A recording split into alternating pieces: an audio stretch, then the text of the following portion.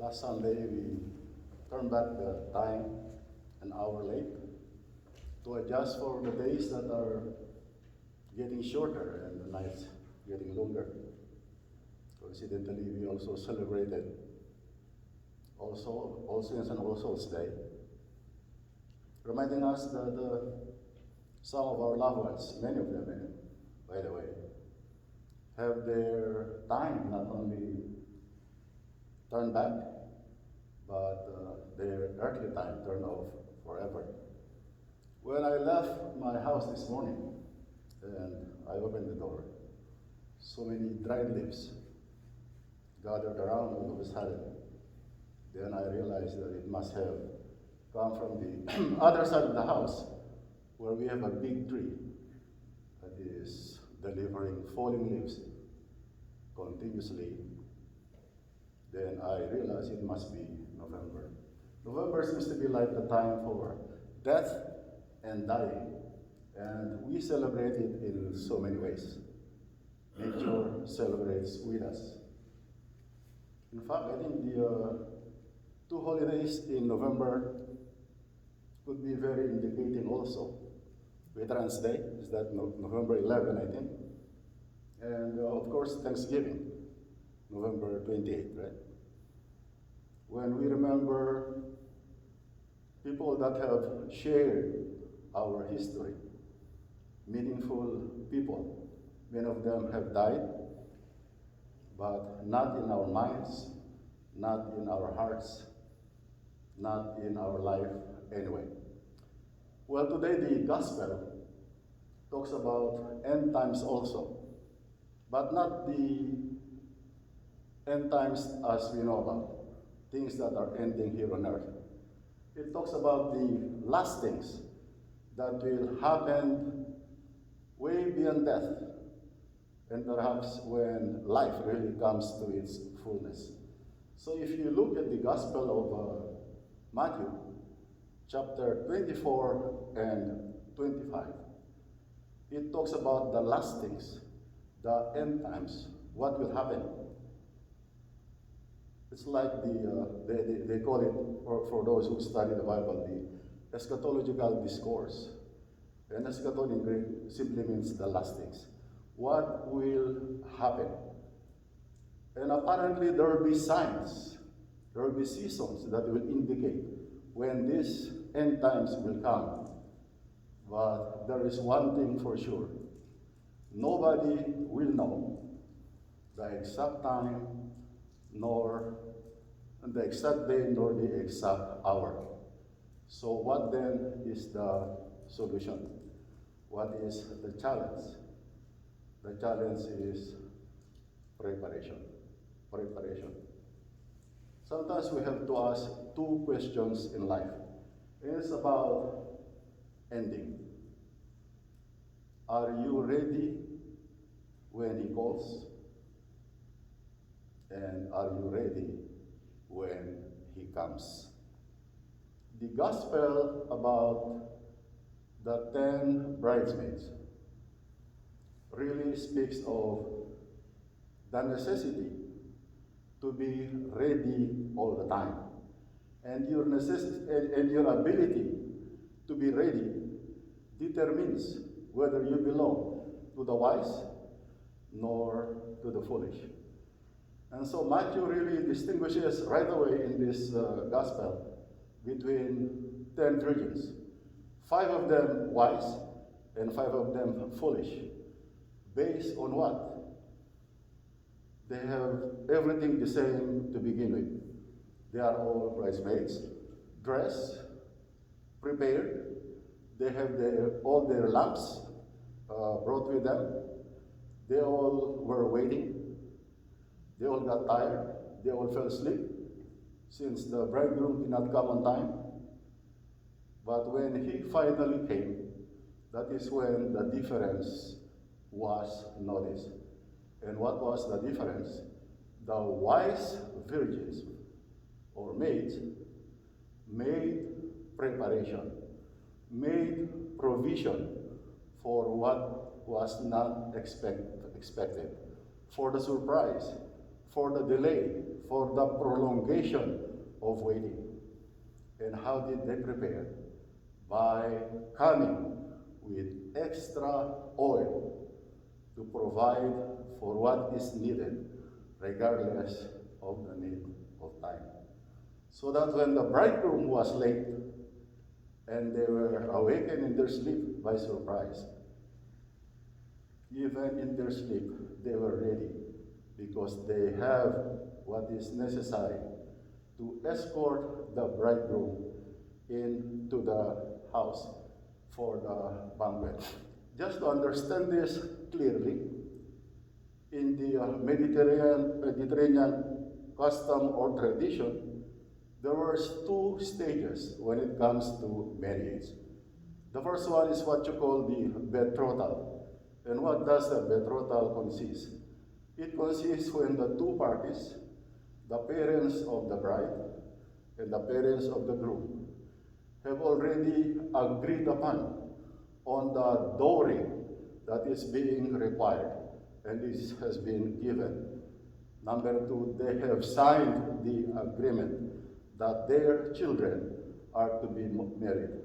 And so during the betrothal, according to Jewish law, the bride and the groom are already officially married. That is the first phase.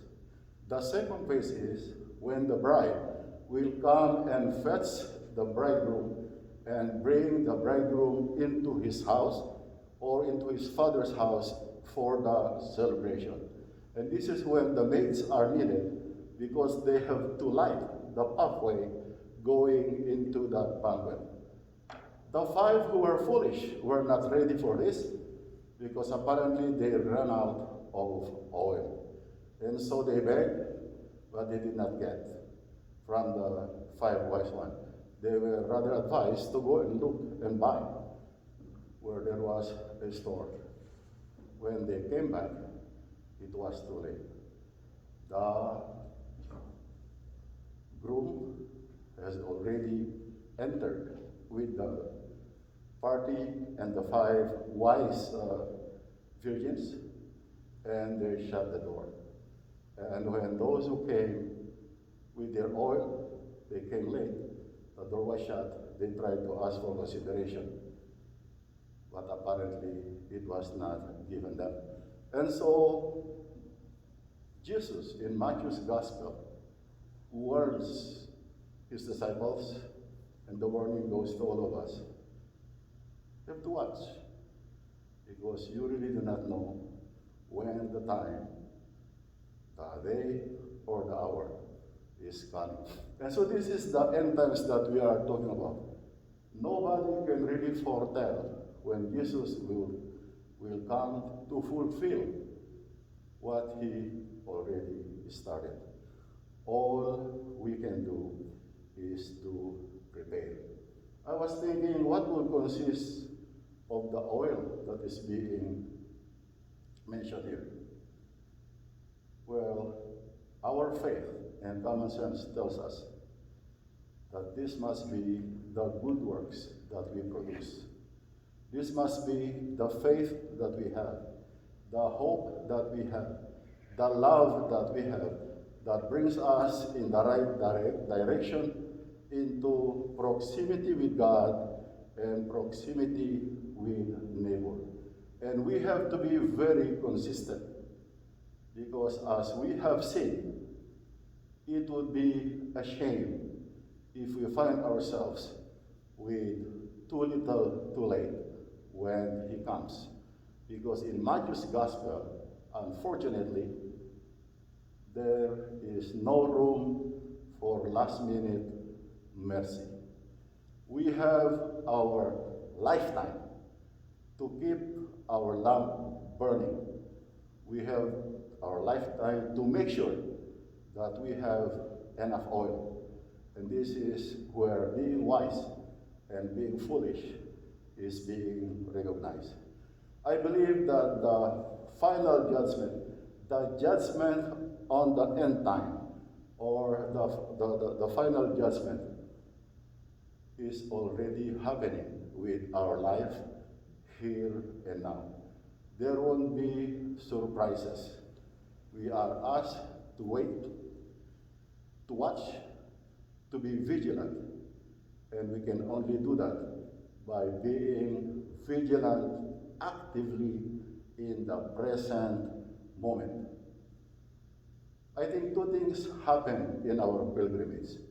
There are things that we will leave behind and things that we will bring to the Lord. What are we to leave behind? I hope it's not hatred. I hope it's not things that has not been reconciled. I hope it's not wealth that we failed to share. I hope it's not opportunity to help that we failed to do, but rather good stuff, good things that we can be remembered upon. Because what will be left will be the kindness that we have done here on earth. And the next one is, to where and whom are we going?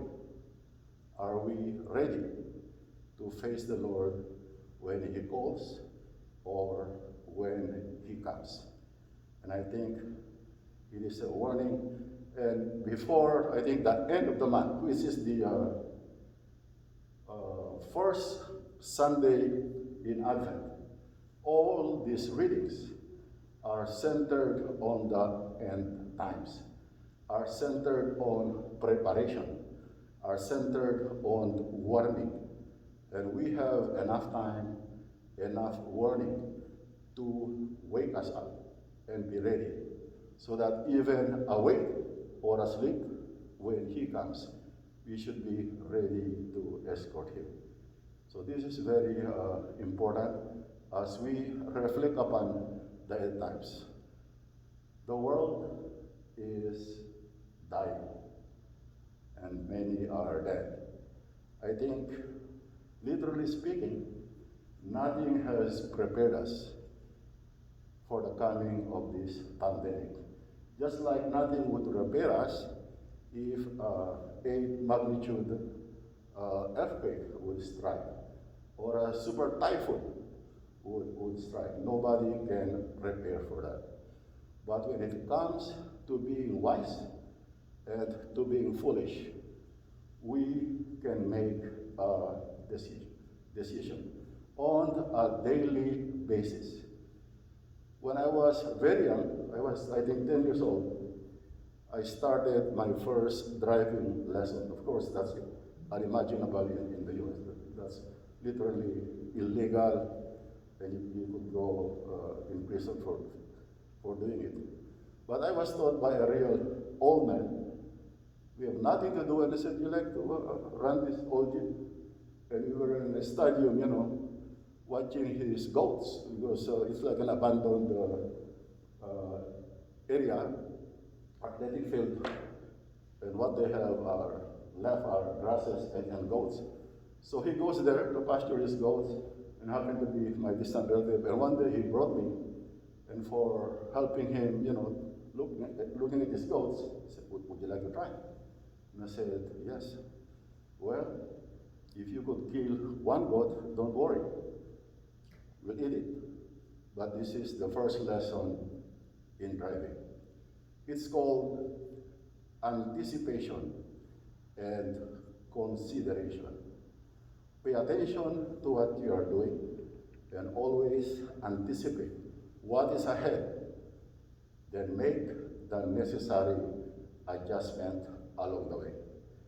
Preparedness, in this sense, is not really looking towards the future. It is really being present in the present. Make it count. Find its meaning, and be wise to also find its purpose. When you do that, you should not worry of what is to come, because God, in His goodness, will take care of that. So begin reflecting this November as we go through eventually with Advent on preparedness, mindfulness.